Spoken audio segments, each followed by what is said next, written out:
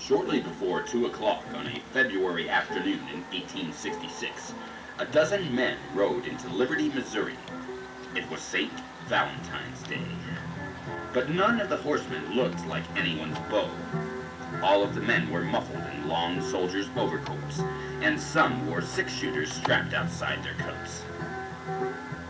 The first three dismounted and posted themselves so they could watch the surrounding streets. The others reined up in front of the Clay County Savings Association. Two of them dismounted and stepped into the bank. It was the first time an American bank would be robbed during business hours, and the beginning of the criminal careers of Jesse and Frank James.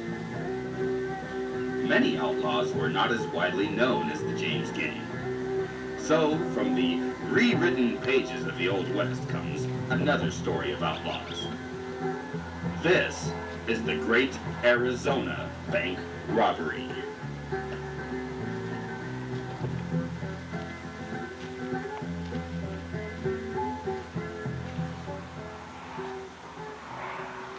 Well, it's about time y'all got...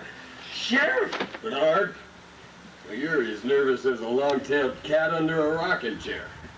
I'm sorry, Sheriff. I was just expecting someone else. Thanks.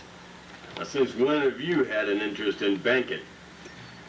Well, Sheriff, Mr. Stockley came out to the Running W the other day and says if us fellows put back 6 of the $12 we make each month, that by the end of the year, we'll have a half a year's wages saved.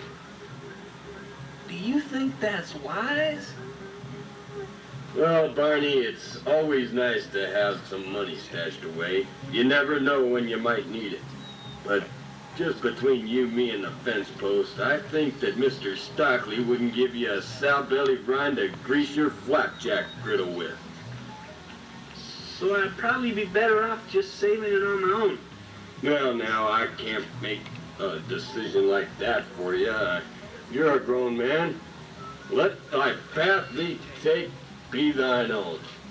That's pretty. Is that from the Bible? Well, if it ain't, it ought to be. Now, Barney, I got stuff to do, and you got till Monday to make up your mind.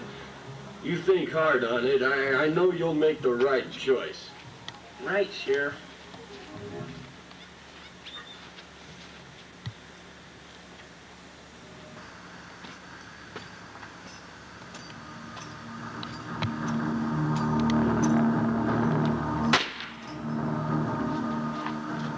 Hey, Ringo. What took you so long?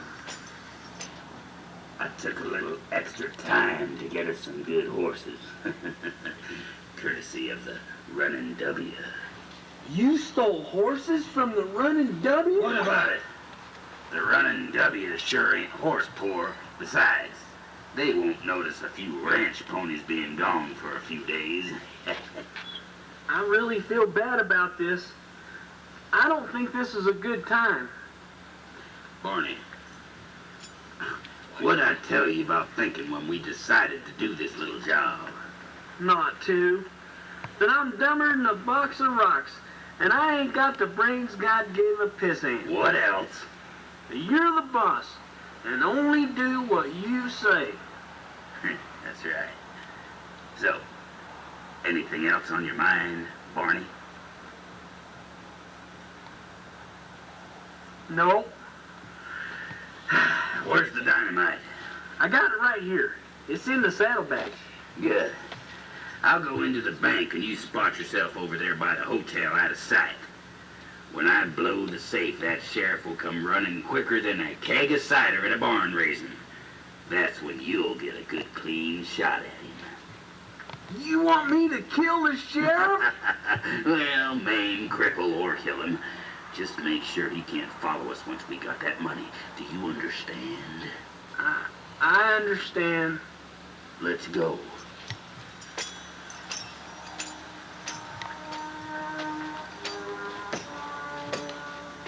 Hey, Ringo, how you gonna get in the bank?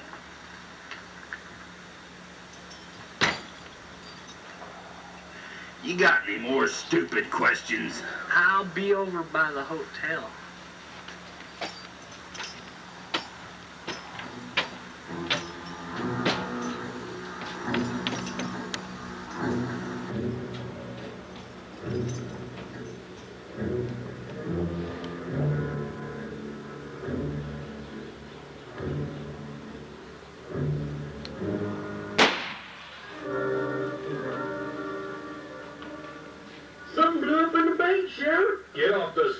Barney.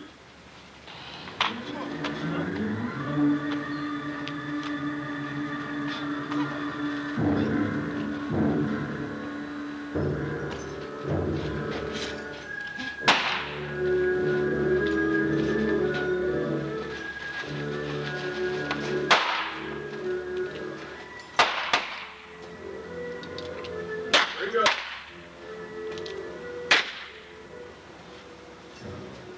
Ringo. Talk to me, Ringo. That's Mr. Ringo, Sheriff. I'm grass-bellied with a spot of cash, so I got enough money to be called Mr.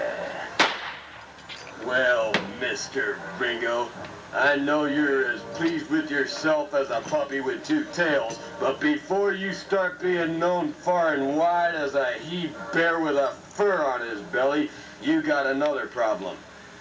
Your chance of getting out of this town are about as good as a jackrabbit at a coyote convention. Barney! Barney, where are you?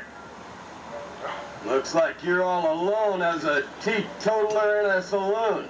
Give it up, Ringo.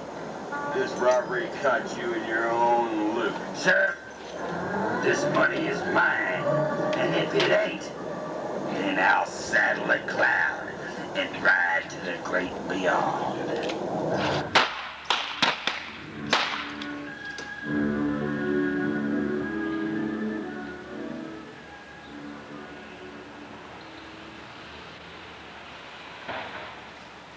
You all right, Barney? I'm all right. But I'm about as unhappy as a woodpecker in a petrified forest. I swear, Barney, your brain capacity wouldn't make a drinking cup for a hummingbird. Ringo made this sound easier than throwing a 2-day-old calf. Boy, Boot Hill is full of them fellas who pulled their triggers without aiming. Yeah, Sheriff! Barney! I'm hit bad, Sheriff. Hold on, I'll get the doc. Sheriff, I done been floundering in the mire of sin. It don't look like I'll be picking grapes from the Lord's grapevine.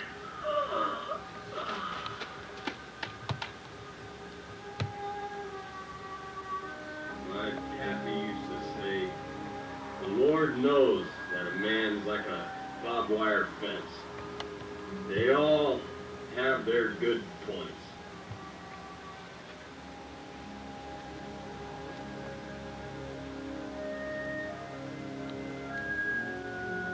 As the 19th century drew towards its close, outlaws who could rob a bank or train and remain at large long enough to brag about it were becoming as rare as the buffalo.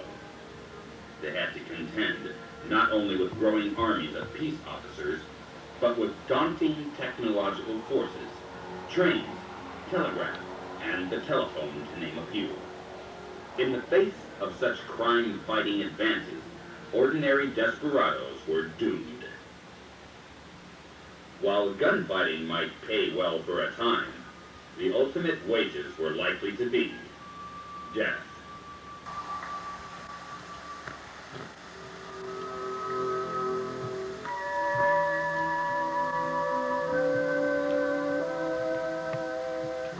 Ladies and gentlemen,